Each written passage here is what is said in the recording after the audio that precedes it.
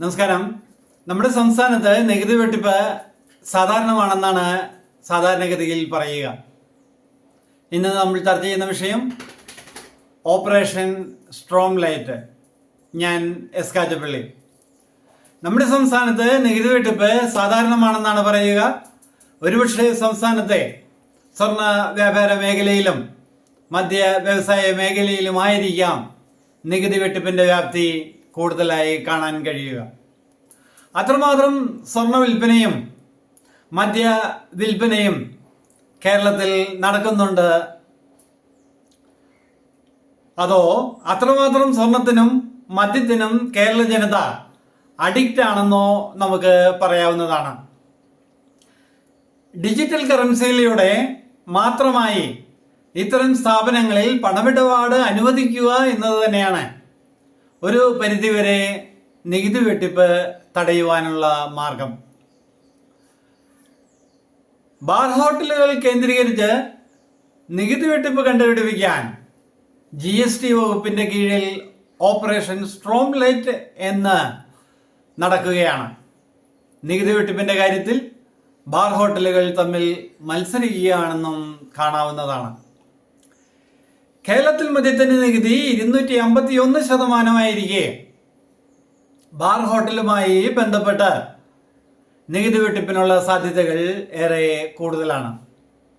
ഏതാനും ബാർ ഹോട്ടലുകളിൽ മാത്രം നടത്തിയ ഓപ്പറേഷൻ സ്ട്രോങ് ലൈറ്റിൽ കോടികളുടെ നികുതി വെട്ടിപ്പ് കണ്ടുപിടിച്ചിട്ടുമുണ്ട്.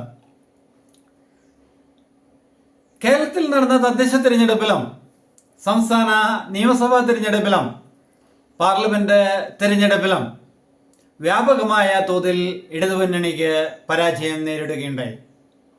അതിനൊക്കെ പ്രധാന ആക്ഷേപമായി പറയുന്നത് മാന്യന്മാരെ താറടിച്ച് കാണിച്ച് വോട്ടർമാർക്കിടയിൽ വ്യാപകമായ ആശയക്കുഴപ്പം സൃഷ്ടിച്ചതും തിരഞ്ഞെടുപ്പ് ലാക്കാക്കിയുള്ള പ്രഖ്യാപനത്തിലൂടെ ആശയക്കുഴപ്പം സൃഷ്ടിച്ചതും കേരളത്തിലെ ജനങ്ങൾ മനസ്സിലാക്കി എന്നതും, മറ്റൊന്ന് 21-ാം നൂറ്റാണ്ടിനൊത്തുവിധം കേരളത്തെ നയിക്കാൻ പ്രാപ്തരായ നേതാക്കൾ ഇടതുമുന്നണിയിൽ ഇല്ല എന്ന് ജനം തിരിച്ചറിയുകയും ചെയ്തു എന്ന രണ്ട് കാര്യങ്ങളാണ്. ഓപ്പറേഷൻ സ്ട്രോങ് ലൈറ്റ് ബാർ ഹോട്ടലുകളിൽ നടമാടുന്ന നികുതി വെട്ടിപ്പ് തടയാൻ നല്ലൊരു വഴിയൊരുക്കുമെങ്കിലും പുതിയ സർക്കാരിൻ്റെ നേതൃനിരയും പ്രാദേശിക നേതൃത്വവും മാസപ്പടി ലഭിക്കുന്ന നല്ലൊരു കറവ പശുവായി ബാർ ഹോട്ടലുകളെ കാണുകയാണെങ്കിൽ പുതിയ സർക്കാരും മുൻ സർക്കാരിനെ പോലെ മാസപ്പടി സർക്കാർ എന്ന പേരിന് അർഹത നേടുക മാത്രമേയുള്ളൂ.